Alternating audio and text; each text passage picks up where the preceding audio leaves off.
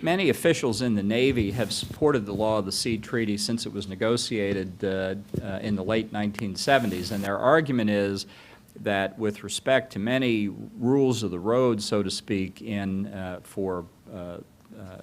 particularly for military use of the seas, that the treaty codifies customary international law, which today is very favorable toward the United States and our interest.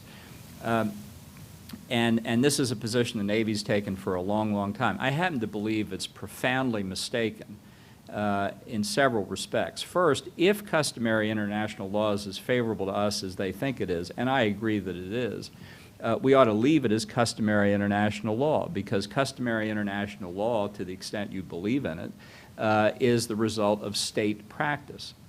And it cannot change unless state practice changes. We are the biggest naval power in the world, and until we change, customary law itself isn't going to change. If you codify it in this treaty, you make amendment of these rules possible by amending the treaty.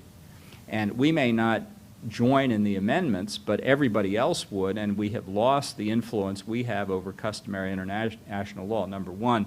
And number two, something that I think the opponents of the treaty have only articulated fully within the past few months, but which has been growing over time as we have experience with the law of the sea treaty, is the potential role of a number of tribunals that the treaty sets up that purport to have binding authority over parties to the treaty.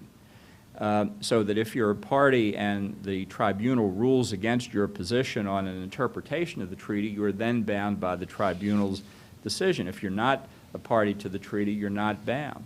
The notion, we've been through a lot of experience with international tribunals like the International Court of Justice, where we've withdrawn from its mandatory jurisdiction, the International Criminal Court that we've rejected. We have next to no influence over these courts. Why we would submit sort of jumping into the unknown to their authority on issues of critical importance to us has never been explained fully.